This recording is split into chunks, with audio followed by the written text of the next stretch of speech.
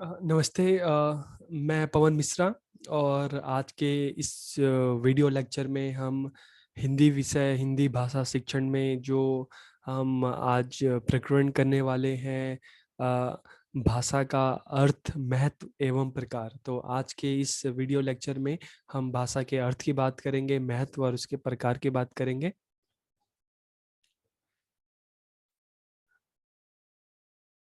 तो आज के इस कक्षा में, इस वीडियो लेक्चर में जो टॉपिक्स हम कवर करने वाले हैं, भाषा का क्या अर्थ होता है, भाषा की परिभाषा, भाषा का महत्व और भाषा के प्रकार।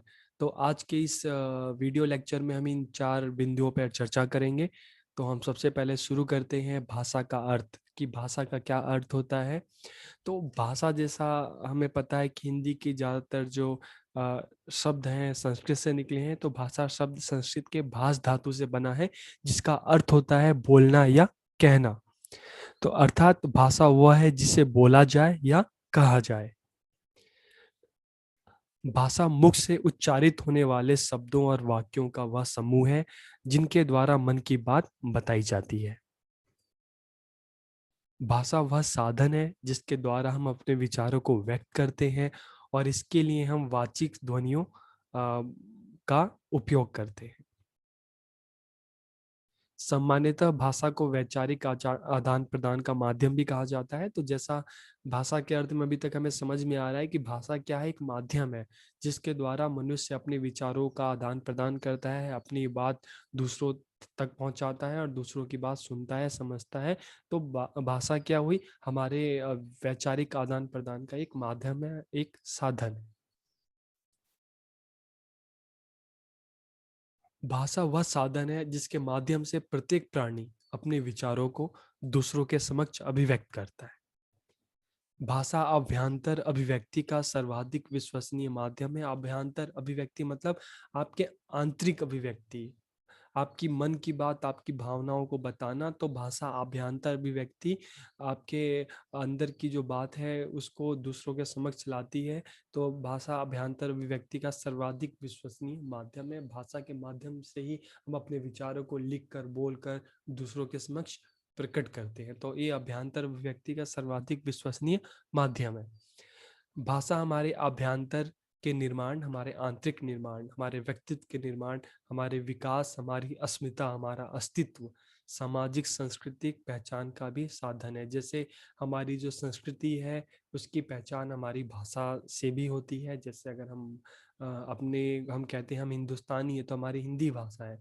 कोई जापान में रहने वाला है तो उसको हम उसके भाषा के नाम से पहचानते हैं, जापानी, अंग्रेज, तो गुजराती, पंजाबी। तो भाषा क्या है, हमारी सामाजिक सांस्कृतिक पहचान का भी साधन है। हमारी इससे हमारा हम भाषा जो है वो उससे हमारे हमारे अस्तित्व की पहचान है, हमारे आभ्यंतर का निर्माण है, हमारे विकास का साधन है। भाषा का इतिहास उतना ही पुराना है जितना मानव का इतिहास। कि जब मनुष्य, अगर हम बात करते हैं, हम ऐतिहासिक समय में जाते हैं, तो मनुष्य जो है उस समय भी जब भाषा का लिखित रूप नहीं था, तो मौखिक रूप से जब हम कहते हैं कि हम बंदर से इंसान बने, तो उस समय भी हम कुछ ना कुछ ध्वनियों का प्रयोग करके एक दूसरे से संपर्क करते थे। तो भाषा के इतिहास उतना ही पुराना है जितना मानव का इतिहास। भाषा के बिना मनुष्य सर्वथा अपूर्ण है और अपने इतिहास तथा परंपरा से विच्छिन्न, पृथक मतलब अलग है।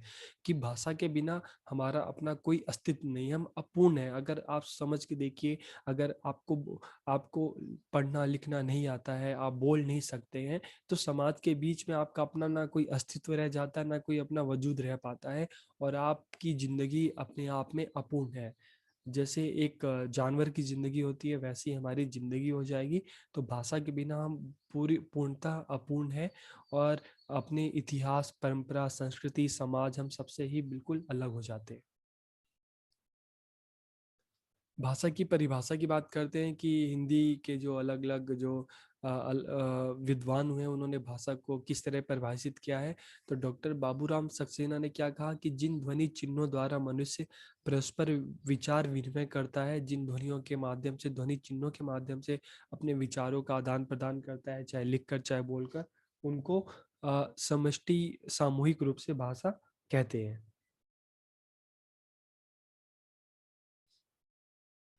डॉक्टर भोलानाथ ने क्या कहा है कि भाषा उच्चारण अव्यय का मतलब है कि जब भी हम कुछ बोलते हैं तो हमारे मुख में अलग अलग जो मुख के अंदर अलग अलग जो अंग है उनके माध्यम से हम बोल पाते हैं। कुछ अक्षरों का उच्चारण हम अपने ओठ से करते हैं, दांत से करते हैं, जीभ से करते हैं, गले से करते हैं, तो ये सब हमारे उच्चारण अव्यय हैं। तो भाषा उच्चारण अव्यय से उच्चारित यादृच्छिक स्वतंत्र ध्वनि प्रतीकों की वह संरचनात्मक व्यवस्था है जिसके द्वारा एक समाज विशेष के लोग आपस में विचारों का आदान प्रदान करते हैं। तो भाषा क्या है? एक साधन है, स्वतंत्र ध्वनि प्रतीक है जिसके माध्यम से किसी भी समाज के लोग आपस में अपने विचारों का आदान प्रदान करते हैं। ऐसा डॉक्टर भोलानाथ तिवारी ने भाषा को परिभाषित करते हुए कहा है। और महर्षि पतंजलि ने क्या कहा है कि व्यक्ता वाची वर्णाम ईशाम त इमे व्यक्त वाच, जो वाणी से व्यक्त हो उससे भाषा की संज्ञा दी जा सकती है। अब हम भाषा के महत्व की बात करते हैं। तो अगर हम भाषा के महत्व की बात करते हैं तो हम इसके लिए हमें किसी किताब की ज़रूरत नहीं है। इसके लिए हमें गूगल की भी ज़रूरत नहीं है। हम खुद से सोच समझ सकते हैं कि भाषा का महत्व हमारी रोज़ाना की ज़िंदगी में भाषा हमारे लिए क्यों महत्वपूर्ण है, क्यों ज़रूरी है। हमारे रोज़ाना के कार्यों की ज़रूरी है, व्यापार के लिए ज़रूरी है, रोज़गार के लिए ज़रूरी है, शिक्षा के लिए ज़रूरी है। हम बाज़ार में जाते हैं सामान लेने के लिए, उसमें भी हमें भाषा ज़रूरी है। हम रोज़ाना अगर हम चाहे घर के अंदर चाहे घर के बाहर बिना भाषा के हम बिल्कुल हमारी जो जीवन है बिल्कुल अधूरा है। तो भाषा का महत्व हमारे जीवन के हर क्षेत्र में है। तो इसलिए ये जो ये बिंदु है, तो इसका जो उत्तर है हम खुद से ही इसको लिख सकते हैं। फिलहाल हम बात करते हैं। हिंदी की वर्णमाला दुनिया की सबसे व्यवस्थित वर्णमाला है जिसमें स्वर और व्यंजनों को अलग अलग व्यवस्थित किया गया है कि हिंदी में स्वर अलग हैं, 11 स्वर है। और अगर हम व्यंजनों की संख्या देखें तो 33 व्यंजन है। तो हिंदी की वर्णमाला दुनिया की सबसे व्यवस्थित वर्णमाला है जिसमें स्वर और व्यंजनों को बिल्कुल अलग अलग व्यवस्थित किया गया है। हिंदी भाषा की लिपि कौन सी है? देवनागरिक लिपि है जो विश्व की सर्वाधिक वैज्ञानिक लिपि है। हिंदी वर्णमाला में हर ध्वनि के लिए अलग अलग लिपि चिन्ह है, यानी हम जो बोलें उससे आसानी से लिखा भी जा सकता है। लेकिन हम अंग्रेजी भाषा की बात करते हैं तो उसमें ऐसा नहीं है। हिंदी भाषा का शब्दकोश बहुत ही बड़ा है, व्यापक है। हिंदी भाषा में अपनी किसी भी एक भावना को व्यक्त करने के लिए अलग अलग शब्द होते हैं। उदाहरण के लिए हम देखते हैं, अगर हम पैर की बात करें, पैर, पाँव, चरण, पद, तो एक ही बात को व्यक्त करने के लिए हमारे पास बहुत सारे शब्द हैं। हिंदी भाषा इतनी लचीली है कि इसमें दूसरी भाषाओं के शब्द को आसानी से समा लेती है अपने आप में। जैसे अगर हम रेल की बात करते हैं, फ़ोन की बात करते हैं, तो ये कुछ अंग्रेजी भाषा के शब्द हैं जिसको हिंदी में उसी रूप में बिल्कुल समा लिया गया है और हमें पता ही नहीं चलता कि ये हिंदी का शब्द है या अंग्रेजी का।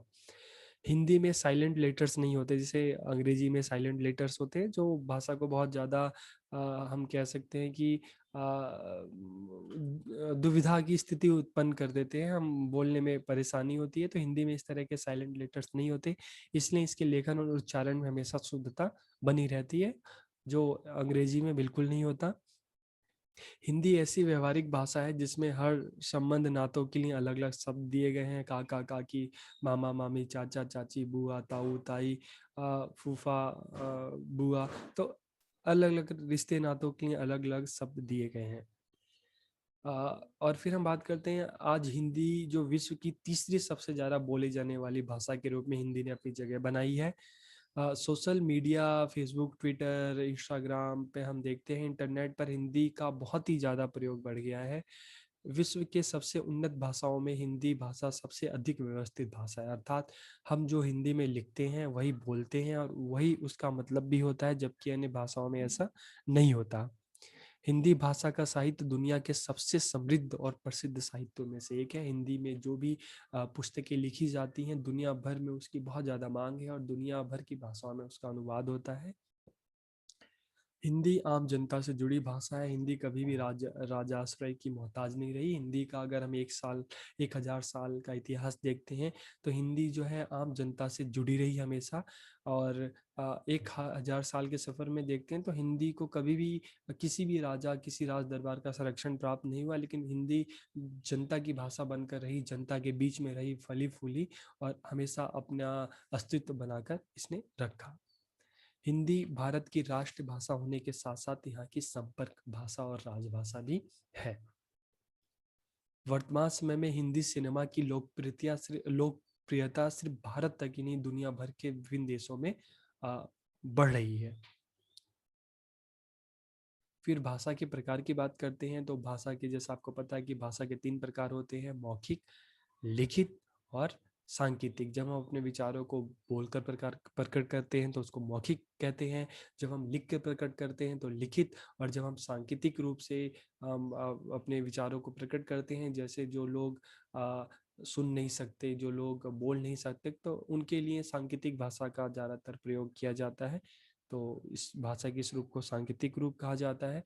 तो हम देखते हैं भाषा के प्रकार। मौखिक भाषा, तो मौखिक भाषा भाषा का वह रूप है जिसे एक व्यक्ति बोलकर अपने विचारों को प्रकट करता है और दूसरा व्यक्ति सुनकर उसे समझता है, मौखिक भाषा कहलाती है। अर्थात जिस ध्वनि का उच्चारण कर कर या बोलकर हम अपनी बात दूसरों को समझाते हैं उसे मौखिक भाषा कहते हैं। उदाहरण के लिए टेलीफोन, दूरदर्शन, भाषण, वार्तालाप, नाटक, रेडियो आदि। यह भाषा का प्राचीनतम रूप है। मनुष्य ने सबसे पहले बोलना ही सीखा होगा और भाषा के इस रूप का प्रयोग व्यापक स्तर पर होता है। पढ़े लिखे लोगों के साथ साथ निरक्षर लोग भी भाषा के इस रूप का प्रयोग अपने विचारों को अभिव्यक्त करने के लिए करते हैं। फिर हम बात करते हैं लिखित रूप की। लिखित भाषा भाषा का वह रूप है जिसमें एक व्यक्ति अपने विचार या मन के भाव लिखकर प्रकट करता है और दूसरा व्यक्ति पढ़कर उसकी बात समझता है, लिखित भाषा कहलाती है। अर्थात जिन अक्षरों या चिन्हों की सहायता से हम अपने मन के विचारों को लिख कर प्रकट करते हैं उसे भाषा का लिखित रूप कहते हैं। उदाहरण के लिए पत्र, लेख, पत्रिका, समाचार पत्र, कहानी, जीवनी, संस्मरण, तार आदि। फिर हम भाषा के तीसरे रूप की बात करते हैं, सांकेतिक भाषा। जिन संकेतों के द्वारा बच्चे या गूंगे जो बोल नहीं सकते अपनी बात दूसरों को समझाते हैं वे सांकेतिक भाषा कहलाती है। अर्थात जब संकेतों, इशारों द्वारा बात समझाई और समझी जाती है तब वह सांकेतिक भाषा कहलाती है। जैसे चौराहे पर खड़ा यातायात नियंत्रित करने करता सिपाही, मूक बधिर व्यक्तियों का वार्तालाप आदि। इस इसका अध्ययन व्याकरण में नहीं किया जा सकता। अक्सर हम दूरदर्शन पर भी देखते हैं, समाचार चैनल में भी, कि अक्सर समाचार चैनल में भाषा के लिखित और मौखिक रूप का प्रयोग होता है, लेकिन उसके साथ साथ हम देखते हैं कि जो लोग सुन नहीं पाते उनके लिए जो लोग सुन नहीं पाते, बोल नहीं पाते, तो उनके लिए इशारों के माध्यम से, संकेत के माध्यम से भी जो समाचार हैं उनके लिए होते हैं। और वो जो संकेत के द्वारा लोगों तक सूचनाएं पहुंचाई जाती हैं। तो भाषा के जो 3 रूप हैं, मौखिक, लिखित और सांकेतिक। तो बहुत बहुत धन्यवाद आप सबका। और आज की इस कक्षा में हमने जाना कि भाषा का क्या अर्थ होता है, उसकी परिभाषा की बात की हमने, और फिर हमने भाषा के महत्व की, और फिर भाषा के प्रकार की बात की। तो आप सबका बहुत बहुत धन्यवाद। और अगर आपको ये वीडियो अच्छी लगे तो अपने दोस्तों के साथ जरूर इसको शेयर करें, और ताकि ज़्यादा से ज़्यादा लोगों तक ये चीज़ें पहुँचे। आप सबका बहुत बहुत धन्यवाद।